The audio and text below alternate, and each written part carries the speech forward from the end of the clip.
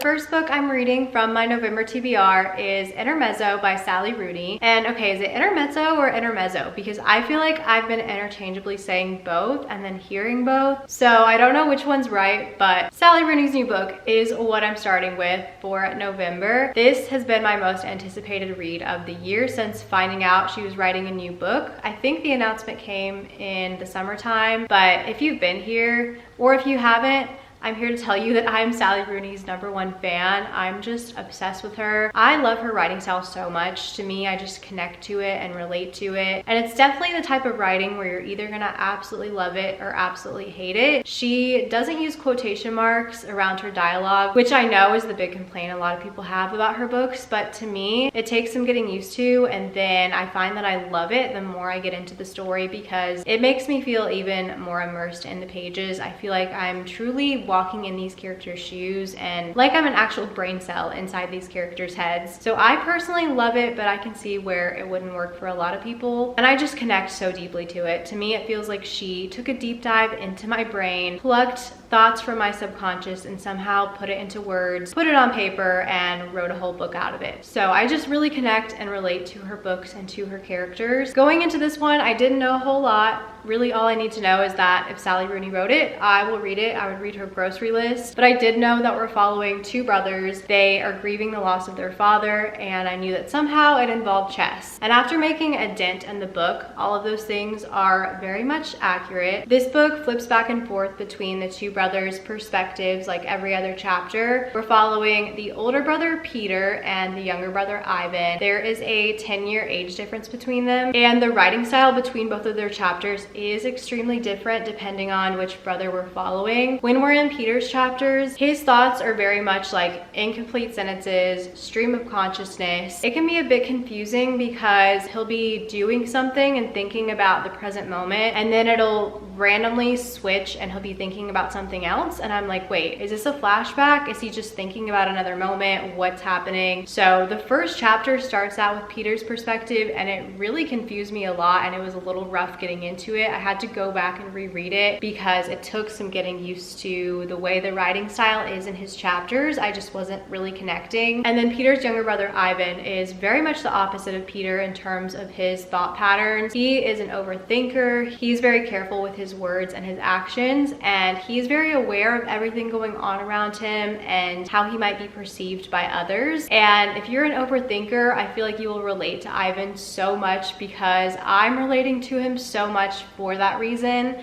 And there is a quote I wanted to read you guys. If you have the book, it's on page 111. And I just connected to it. I'm like, this is me. And it very much encapsulates how Ivan is as a character. He says, a lot of the time when I try to talk to someone, I feel like I must be really boring because I'll notice that whoever I'm talking to is just zoned out and not interested in what I'm saying at all. That's why I don't usually talk a lot, I guess. I mean, even with my friends, I don't.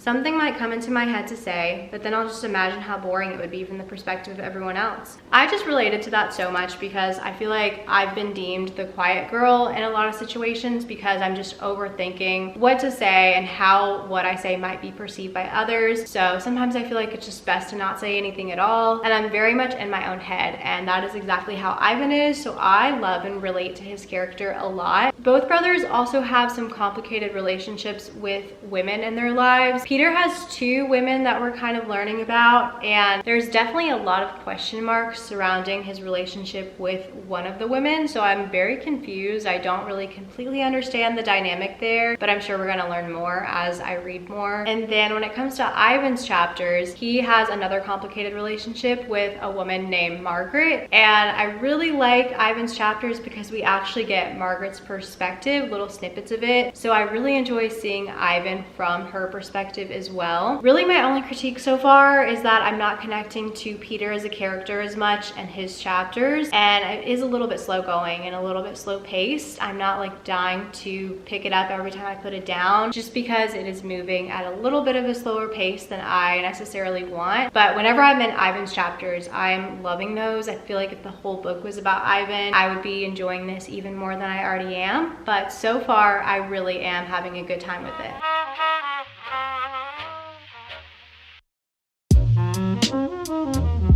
So I've actually decided to go ahead and pick up another book and start reading it for this video, which is Ninth House by Leigh Bardugo. This book was probably commented about the most on my November TBR video. You guys were so excited that this was picked, and so many people were saying how much they love this book. Several people said it was a 5-star for them, so that really intrigued me. And I also just am very much in the mood for a dark academia right now, and I feel like I'm not going to feel that way in a couple weeks time, because right now I'm very much in the fall mindset, but I feel like in a couple weeks or so I'm going to be feeling more like holiday winter vibes. So I wanted to read this while I was still in the mood for it. Basically, Ninth House follows our main character Alex Stern, and she is offered a spot at Yale University because she has this ability to see ghosts, and this makes her really useful in being part of this group at Yale that kind of police all the different secret societies and just make sure they're doing what they're supposed to be doing, kind of keeps an eye out on things. And it's also very useful in terms of helping out these secret societies when they perform different rituals and just the various activities that they partake in. I am enjoying it so far, but it is a lot of build up. There's some info dumping and it's a little bit slow going. The parts that really intrigue me about this book aren't necessarily the things I thought would interest me. I'm really enjoying learning about our main character Alex and her backstory and her childhood, and kind of how her ability to see ghosts really has impacted her at different stages in her life. Definitely some darker, heavier things in this book, so keep that in mind if you're wanting to pick it up. I wasn't necessarily expecting it to go to some of the places that it has gone so far, but I'm still enjoying it. I feel like it's kind of an intricate book, not necessarily complex, but there are a lot of details, a lot of things to know. So I feel like it's a lot of build up, but I'm hoping the build up is definitely worth the payoff. I'm assuming since so many people love this book that it will be. It's just kind of slow going getting there, but I did see that the audiobook is available on Hoopla, so I'm probably going to listen to it in tandem with reading the physical book just to get through it a little more quickly. But I will definitely update you guys when I have some new thoughts on Ninth House. I've made it to the halfway mark in Ninth House. I'm a little over 50% of the way through, and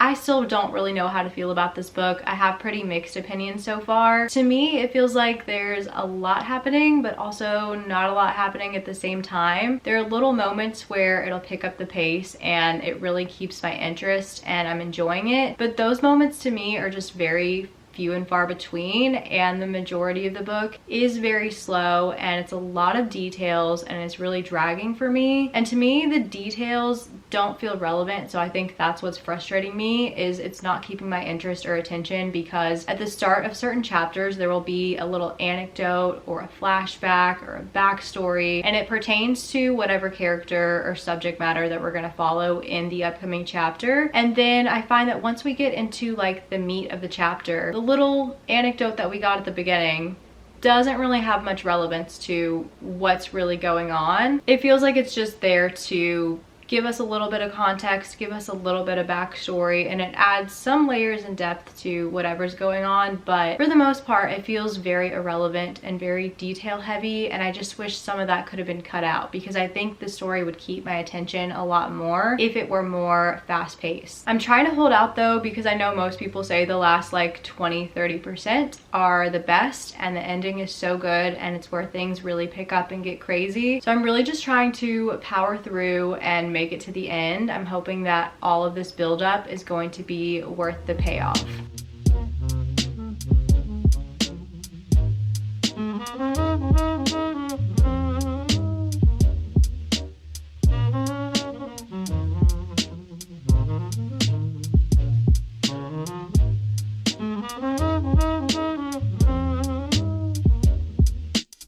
Hi besties. So despite already being in the middle of 2 books for this video, I'm finding both Intermezzo and Ninth House to be very, very slow. I'm enjoying them both, but I am just craving a fast-paced read, something that I can get through very quickly. I feel like it's been a while since I've had a book that I just can't put down. So earlier I was on Hoopla trying to find an audiobook to listen to while I do other things, which usually is a thriller because they're the best kind of books to keep my attention to where I know what's going on. that I don't have to use too much energy to focus, so I can do two things at once. And I came across The Girl in 6E on Hoopla, which is actually also on my physical TBR for the month. So I started it out on audio and I was like, I'll give it a try this way, see if it's the kind of book I'm in the mood for, and if that's the case, then I will pick up the physical book a little later when I have a chance. And that is exactly what I've done, which is so funny to me because even though this book was on my TBR for the month, it wasn't top priority. I was hopeful I would get to it, but I honestly had other things that I wanted to and planned to get to first. This book isn't even one of the ones I was planning to pick up for this video, so it just kind of worked out that way. But I am having the best time with this one so far. It's exactly what I needed. Very fast paced, very short chapters, a lot of things that are hard to read, but it's almost like a train wreck that I can't look away from. And I have not been able to put this one down since I started it. I had to peel myself away to film a little update to tell you guys what this book is about. But basically we follow our main character. Her real name is Deanna, but when she's working she goes by Jessica because she is a cam girl. So she has actually been locked away in her apartment for, I think it's been over 3 years now. She makes pretty much all of her income camming, so she doesn't have to leave to do work. Anything she needs she has delivered, shipped to her. She has this kind of weird arrangement with this one UPS guy in particular. There's some packages that she gets that need to be signed for, but she just tells him, she's like, I'm not going to open the door for you. You're just going to have to sign it and leave it. And he does that. He's kind of intrigued by her. He doesn't know what her situation is. He thinks that she might be in trouble, but the real reason she hasn't left her apartment in so long is because she has these desires and these urges to murder someone. So she is keeping herself locked away to keep everyone else safe. She's afraid that the second she leaves, she is going to kill whoever she sees. First person in sight is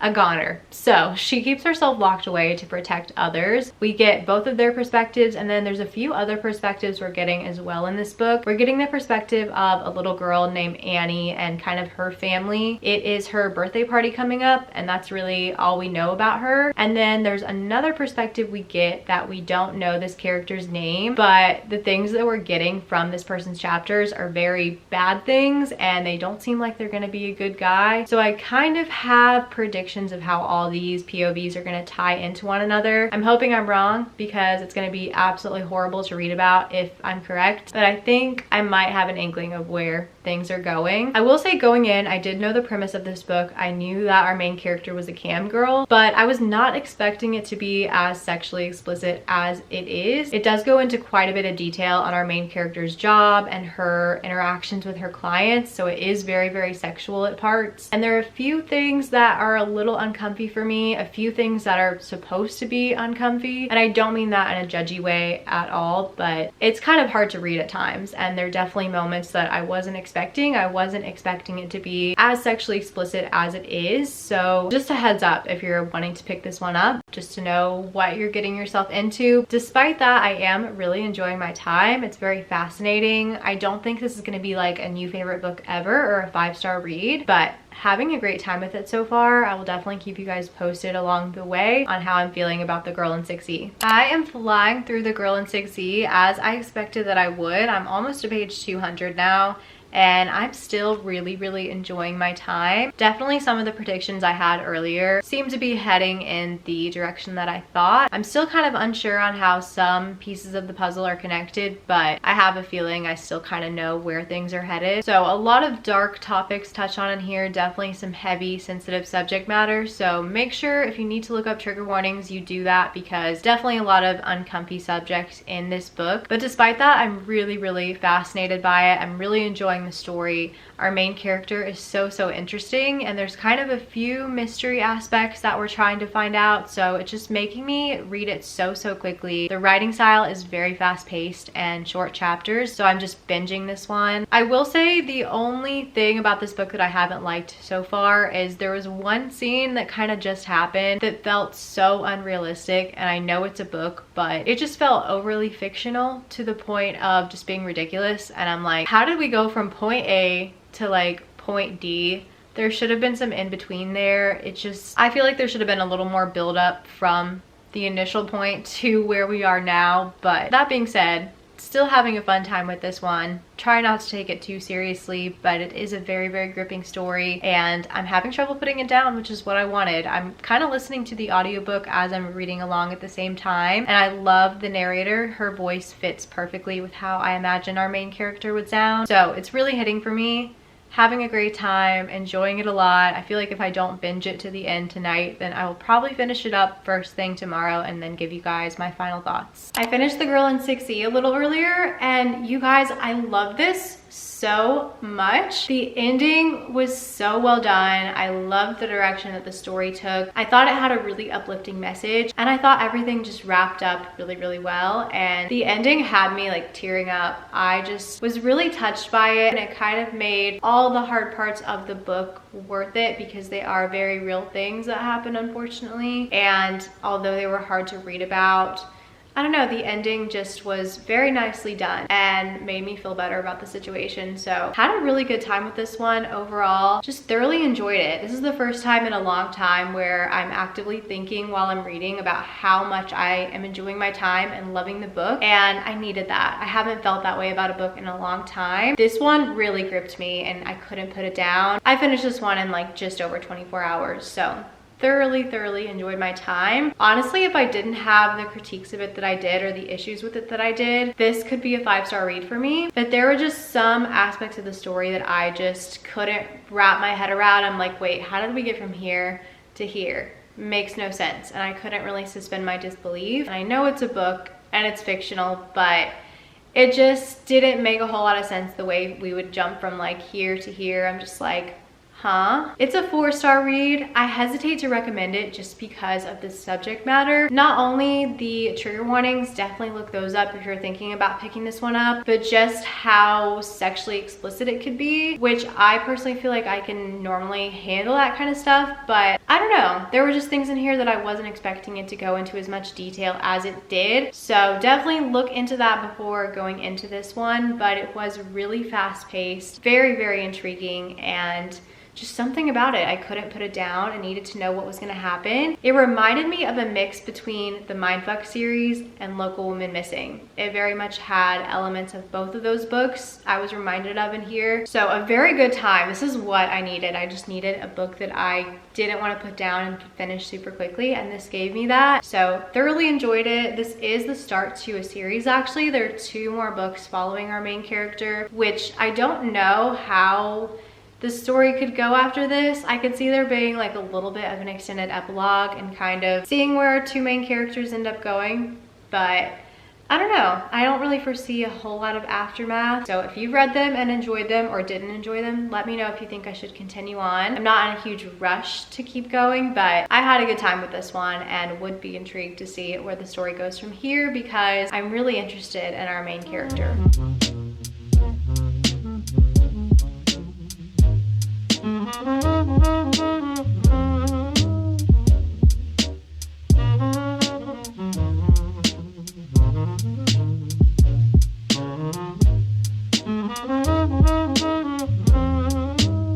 Last night I finished Ninth House, so I wanted to share all of my final thoughts and opinions and my rating, which my thoughts are kind of all over the place. I still don't really know how to feel completely about this book because I have a lot of conflicting opinions. But to start with the good, this book was by no means a bad book. My negative opinions toward it aren't because I think it's bad. It was more so just personal preference. I thought it was really well written. It was a really well thought out story, an interesting story. I really did enjoy our main character, Alex, a lot. I found her to be very complex and fascinating, and I really liked learning more about her backstory. I enjoyed following her as a character overall. She was very witty and funny and smart. I don't want to use the excuse that this book was slow for why I didn't like it, because I feel like there are plenty of books that are slow paced that I still really enjoy. I think for me, the like fantasy aspect of the book, when we got into the magic system and kind of the lore, it just didn't really keep my attention and I kind of lost interest. So I feel like a lot lot of the details when it came to those aspects of the story just made it really drag for me and kind of pulled me out. So I didn't feel super invested or connected, but I had heard everyone say that the last 20-30% of the book makes the whole build up worth it, and that it is slow and hard to get into, but the ending is definitely worth it. It pays off. I personally didn't feel that way. I was kind of expecting the ending to be this huge plot twist of an ending, jaw on the floor, shocking, and it was to some extent, but it kind of made me realize that if I had been more invested, I think I would have enjoyed it more. And I think the parts of the book that dragged for me just pulled me out of it, like I said, and made me less and less invested the more that I read. I feel like the moments that I did connect with and that I really latched onto, we didn't get much of. Like, I really liked Alex's relationship with her mentor. I really enjoyed his character, but we didn't get much of that. And then I really enjoyed Alex's life kind of outside being involved in these secret societies, and just her being like a college student with her friends. I feel like it would have made me feel more connected to Alex, and it would have made her feel more relatable. So I wish we got a little bit more of that. There was kind of one thing that I was hoping would happen in the end that just didn't, and I was hoping maybe it would end on a cliffhanger to where I'd want to jump into the next book to see this thing happening and it kind of hinting that this thing will happen, but that was not the case. I feel like the way this book ended did not make me want to go into the next book at all, so I really don't think I'll be continuing on with this series because I just don't care enough, unfortunately. I do not want to hate on this book at all because so many of you said it was one of your favorite books and a 5-star read, and I love that it worked for so many of you, but I don't know, it just didn't hit for me. I just didn't click with it. It dragged and was slow, and I think that was a big factor in why I just didn't get invested. So I've decided to rate this book 3.5 stars. I feel like at points my enjoyment level definitely sits somewhere below that, but I just think objectively it was a really well written and good book that I couldn't really rate it lower than 3.5 stars. I wouldn't necessarily say I recommend it, but there are some darker things in here, so if this sounds like your vibe and you're wanting to pick it up, then definitely look into trigger warnings before going in. I'm kind of glad that I knew it touched on some darker things beforehand because some of it would have been quite a shock had I not had that heads up before going in. Maybe I went in with too high of expectations. I thought I was going to absolutely love this and ended up just thinking it was okay, but that is all personal preference.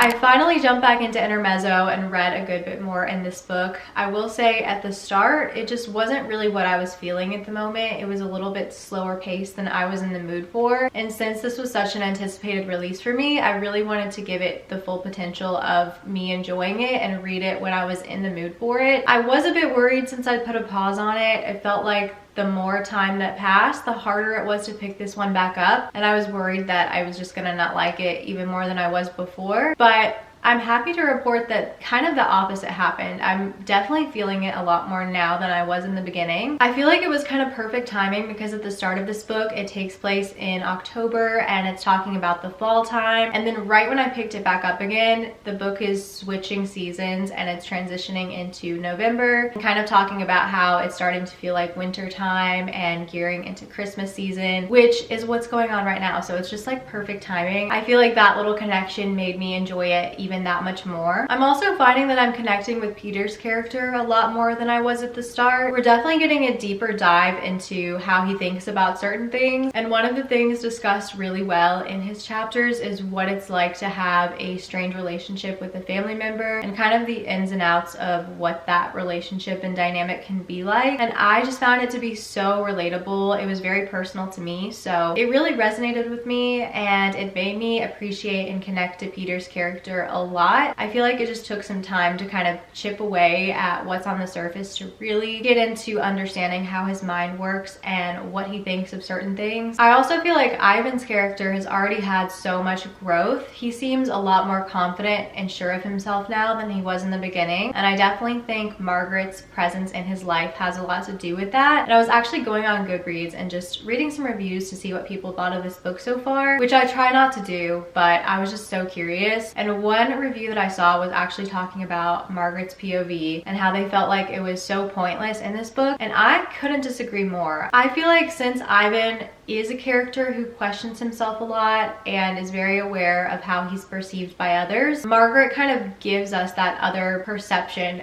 of Ivan, and we get to really see him through another set of eyes, and I just feel like it gives you the full picture of Ivan's character. I will say though, we don't know a ton about Margaret individually. We do know a little bit of her backstory, but most of what we get of her character is in relation to Ivan, so it's more like she's just a supporting character to Ivan. So in a way, I get where that reviewer was coming from, but I personally love her as a character, and I think she's so great for Ivan, so really enjoying that part of the story. We've definitely gotten to a few discussions of grief as well, and I feel like the way the topic is discussed in here feels so realistic and raw and just really well done. I love the way Sally Rooney writes about very real life topics. It just feels so personal, and I relate to it and connect with it a lot. So definitely enjoying it a lot more now than I was at the start. It's still a bit slower paced, but I feel like it's picked up a bit. So I don't know if I'm gonna update you guys before I finish it. I have a little over 150 pages left.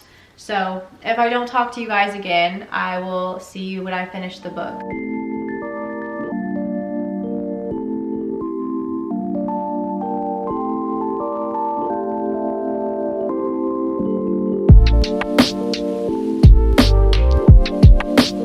So I did finish Intermezzo. It has been a few days. I've been a little bit under the weather, which is why this video is a little late going up. So if I seem off or sound kind of weird, that's why. But as far as Intermezzo goes, I loved it so much. I thought it was so well done. I really loved the topics and the relationship dynamics that were explored in here. I was so fascinated by the sibling relationships in here. I found both Peter and Ivan's characters to be very, very interesting. And I don't know if I mentioned this previously, but this book is divided up into 3 parts. And in part 1, I definitely found myself preferring Ivan's chapters over Peter's. And then part 2, I kind of found Peter's chapters and what was going on in his life to be a bit more interesting than what was happening in Ivan's life. And then in part 3, I think I liked them both about the same. So I don't know if that was just coincidence or if Sally Rooney kind of intentionally made different things happen at different parts of the book for our characters so that it came across that way, but that was kind of what I noticed while I was reading. I also really loved how the writing style would change depending on which character we were following, and it really reflected their thought patterns and kind of who they were as a person. There were so many topics in this book that were discussed so well. Sally Rooney never fails to blow me away, especially the topic of grief in this book. I thought it was done really, really well. It just felt very realistic, very relatable. It definitely explored how everyone kind of grieves differently and what that process can be like, but it also didn't focus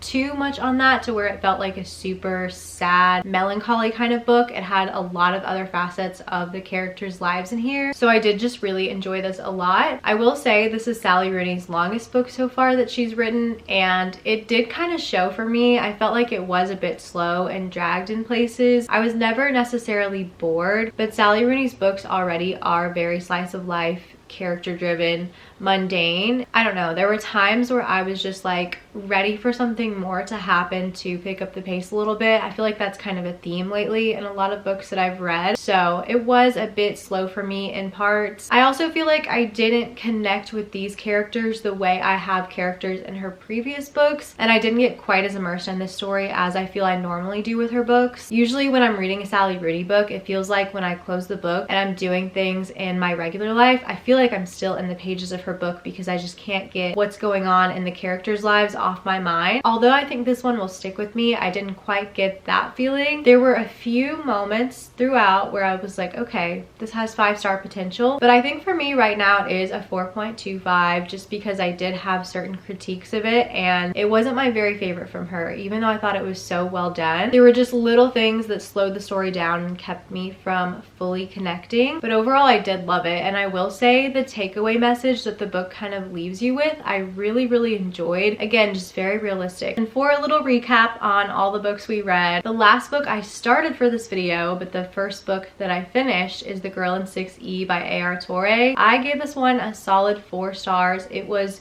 so fast-paced, so gripping, exactly what I was needing in the middle of reading 2 books that were kind of slowing me down a bit. Definitely some heavy, dark subject matter, things that made me feel uncomfortable, but the ending really had an uplifting message that made me feel a whole lot better about the situation, and I had a really good time with this one. This is the start to a series. I'm not dying to continue on right away, but I am fascinated by our main character, so I feel like at some point I would be curious to continue on with the other books. And then second book I started, second book I finished was Ninth House by Leigh Bardugo. This definitely brought all the fall dark academia vibes that I was craving when I picked it up, but I found it to be just extremely slow, and I got kind of lost in some of the details. I felt like it took me out of the story to where I was confused and just a little bit disconnected from what was happening. There were definitely things I liked about the book, really enjoyed our main character Alex, but I felt like the things I enjoyed seeing about her were very few and far between. Like, we didn't get much of the things that I was loving about the book. So I landed on a 3.5 stars for this one. It was extremely well written, and I think just objectively a well thought out good story, but it didn't completely click with me. I might have gone in with too high of expectations because I just heard rave reviews and so many 5-star ratings, but unfortunately it just missed the mark slightly for me. And then of course you just heard my thoughts on Intermezzo by Sally Rooney. I'm her #1 fan. I will read everything that she writes. Her writing just clicks with my brain and I connect with it so much. I love everything that she has to say and I find it so relatable, but I feel like the characters in this one I didn't completely